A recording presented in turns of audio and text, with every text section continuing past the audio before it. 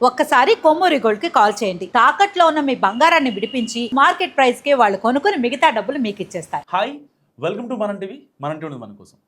అసలు ఓటర్ల జాబితాలో మీ పేరు ఉందా? ఉంటే ఇప్పుడు మీ పేరు ఏ పార్ట్లో ఉంది అండ్ మీ సీరియల్ నెంబర్ ఏంటి?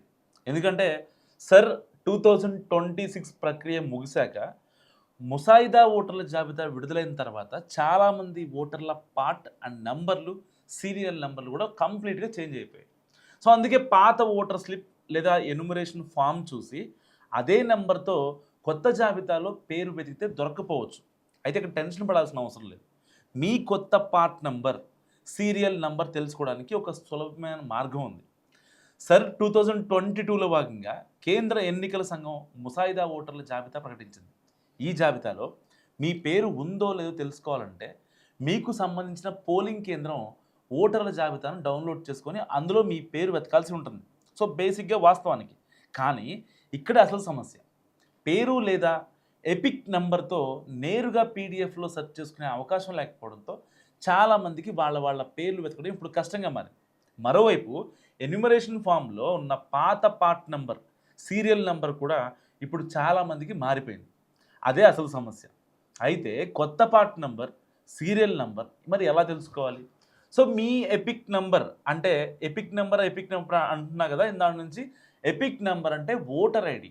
సో ఓటర్ ఐడి నెంబర్ మీ దగ్గర ఉంటే చాలు, అంత కేవలం ఈజీగా తెలుసుకోవచ్చు. మీకు ఎపిక్ నెంబర్ లేదనుకోండి, కేంద్ర ఎన్నికల సంఘం టోల్ ఫ్రీ నెంబర్ 1950కి జస్ట్ SMS ద్వారా మీ ఎపిక్ నెంబర్ని పొందొచ్చు.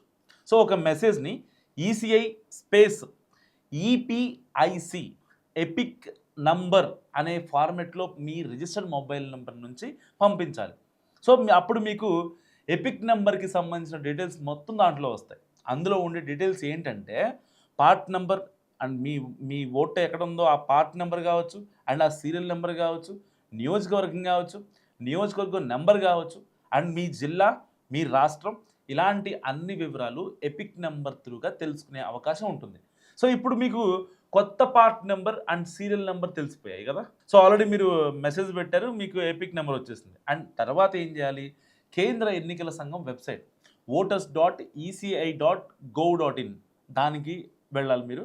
అండ్ అక్కడ మీ నియోజకవర్గానికి సంబంధించి పోలింగ్ కేంద్రం ఓటర్ల జాబితాను డౌన్లోడ్ చేసుకోండి. సో మీకు వచ్చిన పార్ట్ నెంబర్ ఆధారంగా సంబంధిత పోలింగ్ కేంద్రం జాబితాను గుర్తించాలి.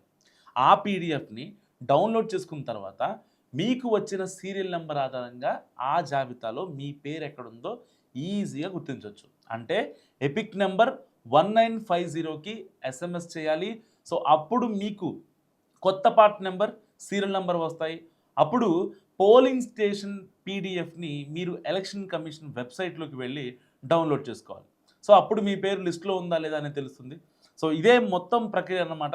కాబట్టి మీ పాత ఓటర్ స్లిప్లో ఉన్న పార్ట్ నెంబర్, సీరియల్ నెంబర్ చూసి కొత్త జాబితాలో పేరు కనిపించలేదని ఆందోళన చెందాల్సిన అవసరం లేదు. SIR సర్ 2026 ముసాయిదా ఓటర్ల జాబితాలో మీ పేరు ఉందో లేదో తప్పనిసరిగా ఒకసారి చెక్ చేసుకోండి. అండ్ మీ ఎపిక్ నెంబర్ దగ్గర పెట్టుకుని కొత్త పార్ట్ నెంబర్, సీరియల్ నెంబర్ తెలుసుకొని మీ పోలింగ్ కేంద్రం జాబితాలో పేరు ఉందో లేదో నిర్ధారించుకోండి. ఎన్నికల సమయంలో ఇబ్బంది పడకుండా ఇప్పుడే మీ పేరు చెక్ చేసుకోవడం బెటర్ కదా.